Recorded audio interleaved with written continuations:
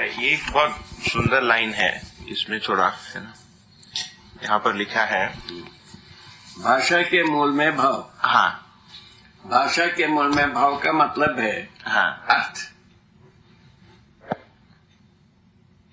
भाषा का अर्थ होता है कि नहीं? भाषा में अर्थ समाया हुआ। अच्छा, ठीक है ना? अर्थ को समझता कौन है? मानव के अलावा कोई है? नहीं है ना? हाँ। और भाव के मूल में मौलिकता। मौलिकता का मतलब है मानव में ही होना। भाषा के मूल में अर्थ को ग्रहण करना, प्रमाणित करने का क्रियाकलाप केवल मानव परंपरा में ही होना, इसी का नाम है मौलिकता। ठीक है? एक और मौलिकता के मूल में मूल्यांकन। मौलिकता यही है, इसका मूल्यांकन करने पर ही, मूल्यांकन करने में स्वीकृति होती है। ये मानव परंपरा में ही होना। मूल्यांकन के मूल में दर्शन। दर्शन का मतलब है जीना। ठीक है ना? जो कुछ भी हम जीते हैं वही दृश्य है, दर्शन है दूसरों के लिए। ठीक है ना? हमारा जीना ही दर्शन। ठीक, किस प्रकार से? मानवता पूर्ण आचरण विधि से जो ना, सोच विचार से जीना, ज्ञान विवेक विज्ञान से जीना ही दर्शन। ठीक है ना? अच्छा, दर्शन। दर्शन के मूल में दर्शक। हम स्वयं किसी का दृश्य हो जाते हैं, दूसरे दर्शन करते हैं, हम दूसरे को दर्शन करते हैं। ऐसा बात होती है ना? दर्शक के मूल में क्षमता,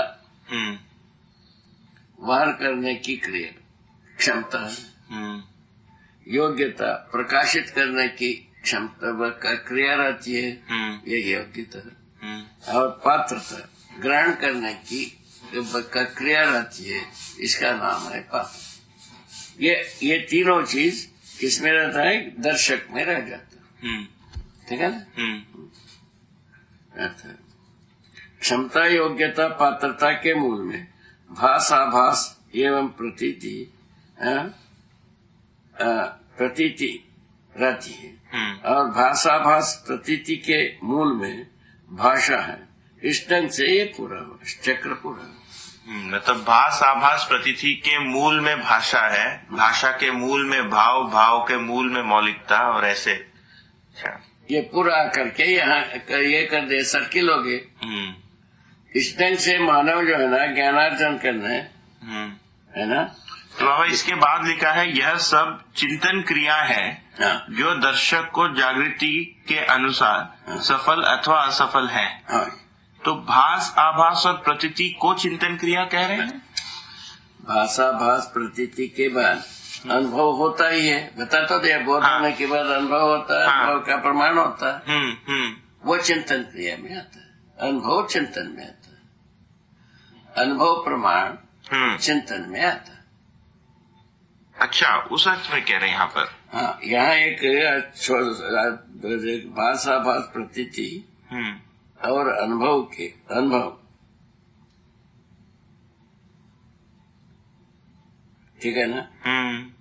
अनुभव होता है, और भाषा, भास, प्रतीति अनुभव के मूल में कहना क्या कहना में भाषा रहता है। हाँ, भास, आभास एवं प्रतीति के मूल में भाषा है। भाषा है, अनुभव में भाषा नहीं है। हाँ, ठीक है। इसीलिए इसको ऐसा लिखा है। फिर लिखा कि यह सब चिंतन क्रिया है। चिंतन क्रिया जो दर्शक के जागृति के अनुसार सफल। जागृति के अनुसार सफल अथवा असफल। सफल होता है जागृत ना होने की स्थिति में। हाँ। अर्थात अनुभव ना होने की स्थिति में। हाँ, मतलब असफल होता है।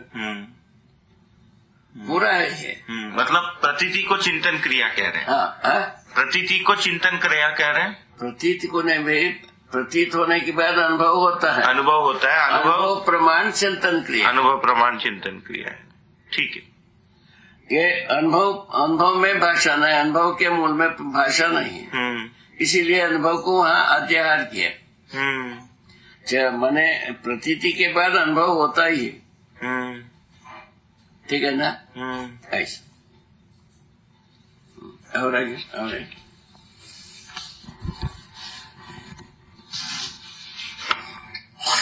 ये स्पष्ट हो गए ना? हाँ बाबा ठीक है।